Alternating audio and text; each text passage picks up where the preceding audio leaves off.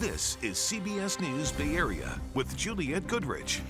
Hello, have you thought about your plans? Well, if you're hitting the road for the Labor Day weekend, listen up. You may have to come back a different way than you headed out.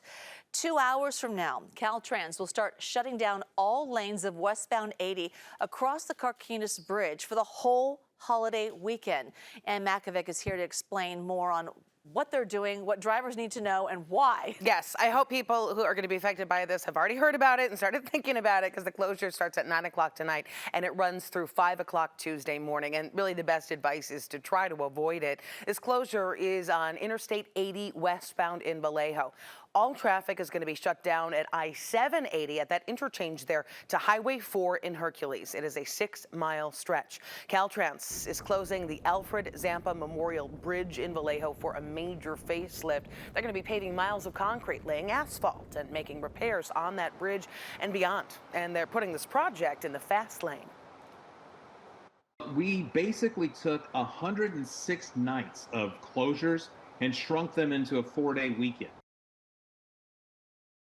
Okay, so the logical question, how do drivers get around this? Yes, they have a detour all planned out. Traffic is going to be getting off I-80 at 780. Okay. And then going across Vallejo and Benicia over 680 and then heading back to 80 once you're past Pinole. That detour is expected to route 200,000 cars during the closure. So depending on the time of day, could be a rough go. Yeah, I don't think there's ever a good time to shut down a major freeway or interstate, and even on the Bay Bridge when they do work, it's a pain. Right. However, why did they pick this time to do the closure? Well, that's a good question, because we always say, oh, Labor Day weekend traffic, it's so terrible. You know, why are you messing with that? Well, Caltrans actually says traffic patterns in the Bay Area are actually lighter during the Labor Day weekend. This is part of a larger repaving project spread across 4 separate weekends that started back in July. So this closure is marking the end of the project. And, you know, they're saying that this is going to be through 5 a.m. on Tuesday, but we've seen they often do end up finishing their work early and then are often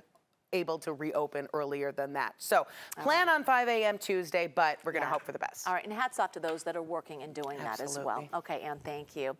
Okay, it's no secret that many Bay Area communities are trying to crack down on illegal sideshows, which typically ramp up on the weekends. San Jose, for example, already has laws on the books that punish drivers as well as spectators, but now the city's experimenting with something new. Get this. They're asking social media companies to ban sideshow content and promoters.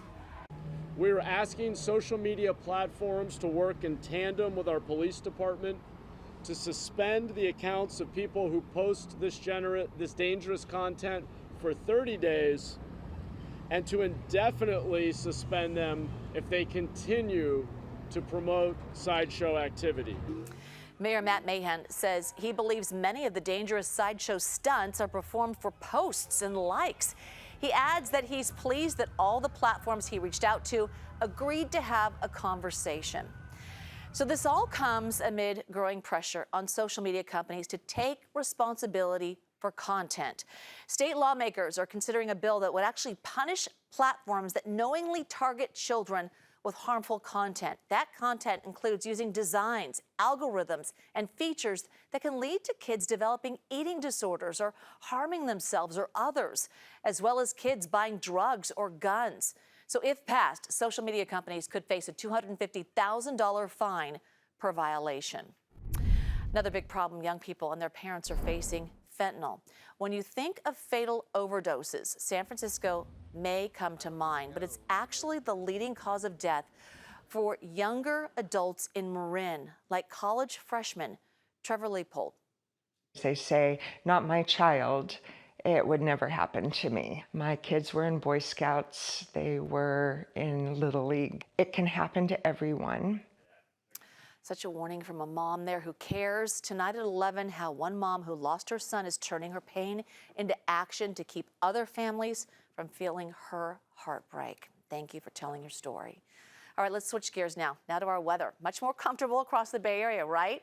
We're still dealing with some smoky air, so let's take you live outside. You can see there is quite a bit of haze out there.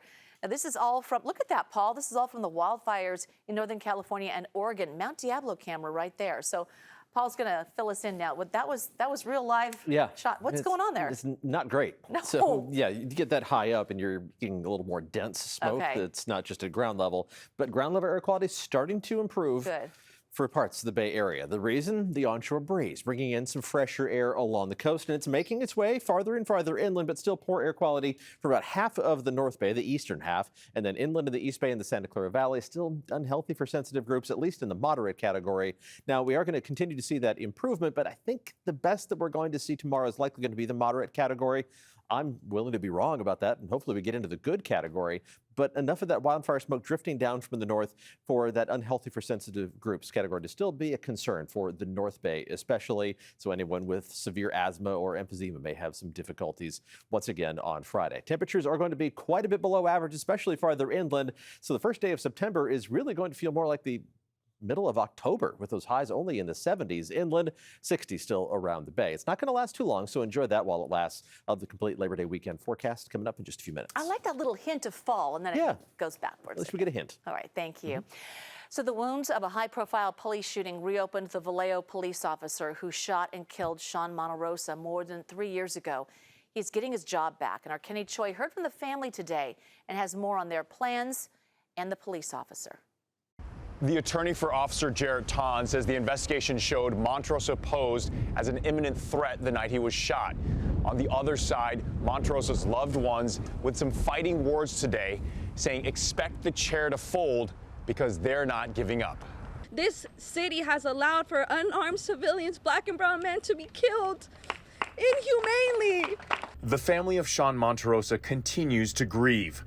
Do not move! Do not move! On June 2nd, 2020, Vallejo police officer Jarrett Ton fired 5 rounds from the backseat of a police vehicle with a service rifle, fatally striking the 22-year-old looting suspect with one shot, landing in the back of Monterosa's head. And it's not just about Sean, it's about everyone getting a sense of justice. Vallejo police terminated Ton after the city's use of force experts determined the officer violated department policies. But VPD recently reinstated Ton based on a second determination by a neutral hearing officer who stated the third-party investigators incorrectly based their findings on hindsight analysis, which is prohibited by California law. Monterosa's sisters fighting back the sudden turnabout. This city wants me and Ashley to fold and give up. But if anything, expect the chair to fold, because never us.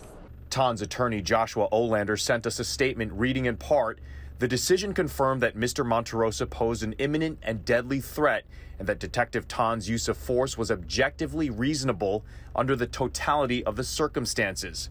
Civil rights attorney Lee Merritt promises surveillance of the newly reinstated officer. How do you or anyone else plan to monitor Jarrett Ton? I'm hoping other members of this community will join me and pay people hourly to identify the communities where he's policing and to police the community from him, as well as to keep tabs on Mr. Ton himself. He will get no peace in the city. Merritt says there's already $10,000 in an escrow account to pay for private security agencies, including licensed weapon carriers, to track Detective Ton's assignments. California Attorney General Rob Bonta says his office will conduct a separate investigation to see whether criminal charges are in order. His office says the Solano County DA failed to properly investigate the incident with the Vallejo Police Department.